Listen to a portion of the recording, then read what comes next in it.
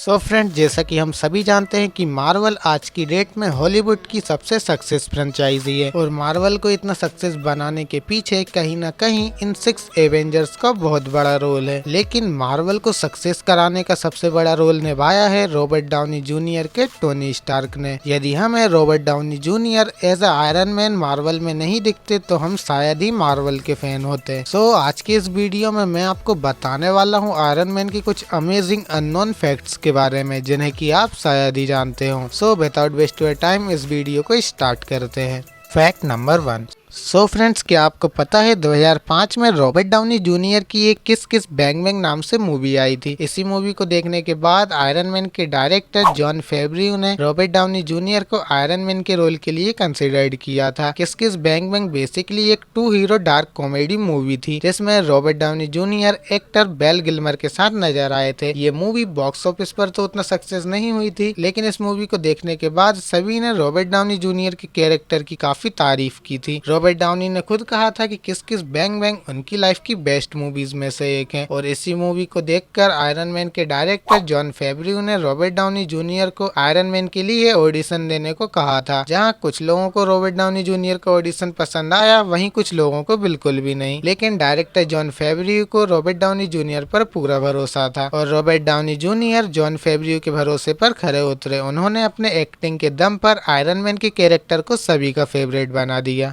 Tony Stark का character based है America के एक बिजनेसमैन हॉवर्ड ह्यूज पर, जो कि ओरिजिनली एक बिजनेसमैन, एक पायलट इंजीनियर, फिल्म प्रोड्यूसर और एडवेंचरर थे। इस मूवी के डायरेक्टर जॉन फेब्रियो और रॉबर्ट डाउनी जूनियर के हिसाब से टोनी स्टार्क का कैरेक्टर एक चैलेंज की तरह था, क्योंकि वे कैसे एक प्ले बॉय मल्टी मिलियनियर को एक हीरो की तरह दिखाते। लेकिन जॉन फेब्रियो के ऑसम डायरेक्शन और रॉबर्ट डाउनी जूनियर की अमेजिंग एक्टिंग के बदौलत हमें Iron Man as a hero देखने को मिल ही गया था। सो जहाँ आयरन मैन 1 मूवी 2008 में हम फैंस को देखने को मिली थी, वहीं इस मूवी को बनाने की प्लानिंग काफी पहले से चल रही थी। लेकिन 1990 में मार्वल की फाइनेंशियल कंडीशन ठीक न होने के कारण मार्वल ने आयरन मैन के राइट्स यूनिवर्सल को बेच दिए थे। लेकिन यूनिवर्सल से आयरन मैन की कैरेक्टर पर कोई मूवी नहीं बन पाई। वहीं इसके बाद 1996 में आयरन मैन के राइट्स 20th सेंचुरी फॉक्स के पास पहुंच गए। लेकिन ईयर 2000 तक यूनिवर्सल से भी आयरन मैन के कैरेक्टर पर कोई मूवी नहीं बन पाई और फाइनली आयरन मैन के कैरेक्टर पर एक मूवी बनाने की जिम्मेदारी उठाई न्यू लाइन सिनेमा ने। लेकिन न्यू लाइन सिनेमा के फाउंडर जॉब आयरन मैन के कैरेक्टर पर बिलीव नहीं करते थे और कोई इंसान आर्मर पहनकर उड़ भी सकता है, इस बात का वे सेंस नहीं बना पा रहे थे। जिसके बाद फाइनली मार्वल स्टूडियो के पास आयरन मैन के राइट्स वापस आ गए और मार्वल स्टूडियो ने हमें 2008 में एक एपिक आयरन मैन की मूवी बना के दे ही दी।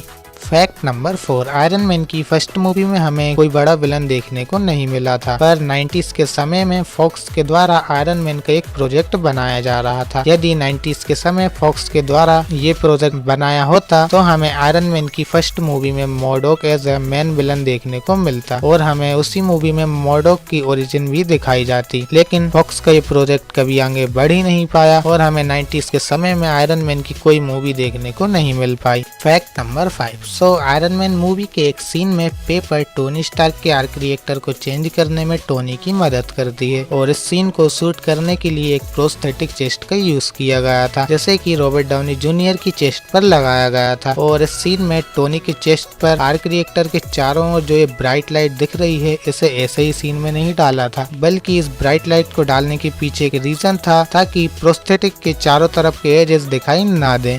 Fact number 6। आयरन मैन 3 एक लौती ऐसी मूवी थी जिसमें कि एक साथ हमें 42 आर्मर्स देखने को मिले थे, लेकिन टोनी ने केवल 6 ही आर्मर का यूज किया था और ये आर्मर थे एवेंजर्स मूवी में दिखाया गया armour mark 7, mark 15 night club suit mark 16, silver Centurion armour mark 33, short gun armour mark 40 और मार्क 42। और साथ ही ये आयरन मैन की एक ऐसी मूवी थी जिसके पोस्ट क्रेडिट सीन में हमें फ्यूचर में आने वाली किसी भी मूवी का हिंट नहीं दिया था और इस मूवी का बजट फर्स्ट एवेंजर मूवी से भी ज्यादा था। जहां एवेंजर्स मूवी का बजट $220 मिलियन था विद 6 एवेंजर, वहीं आयरन मैन 3 का बजट $200 मिलियन था without any other Avenger. Fact number 7। Iron man 3 के बाद रॉबर्ट डाउनी जूनियर का कॉन्ट्रैक्ट मार्वल स्टूडियो के साथ खत्म होने वाला था, जहां रॉबर्ट को भी लगने लगा था कि उन्हें दूसरे प्रोजेक्ट पर भी ध्यान देना चाहिए, क्योंकि वे आयरन मैन का कैरेक्टर काफी समय से प्ले कर रहे थे। थे, लेकिन ऐसा होता इससे पहले ही मार्वल स्टूडियो ने आरडीजे के कॉन्ट्रैक्ट को आगे बढ़ाने की बात की, जिसके लिए आरडीजे ने आयरन मैन के रोल में वापस आने के लिए मना कर दिया था। फिर आरडीजे ने अपनी पेमेंट बढ़ाने की बात की और मेकर्स ने भी आरडीजे की इस डिमांड को मान लिया, क्योंकि आयरन मैन के बिना एवेंजर्स को इमेजिन करना भी मुश्किल है।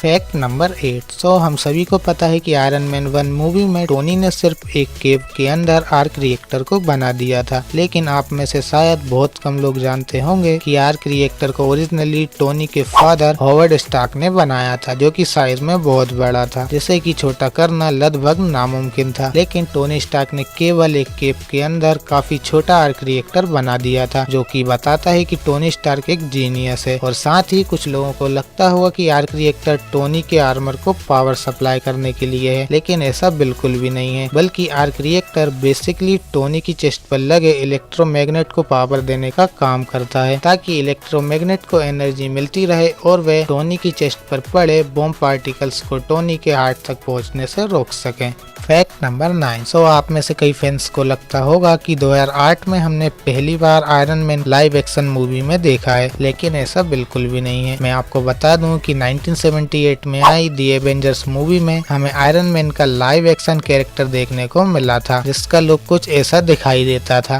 फ्रेंड्स, बताएं कि आपको ये ऑसम फैक्ट पता था? हाँ फ्रेंड्स, ऐसी ही ऑसम वीडियो देखनी है तो आप हमारे चैनल पर विजिट करें। ऐसी ही ऑसम काफी सारी वीडियोस हमने पहले से अपलोड की हुई है। और हाँ, यदि आपको वे वीडियोस भी पसंद आती हैं तो आप चैनल को सब्सक्राइब करें। Thanks for watching.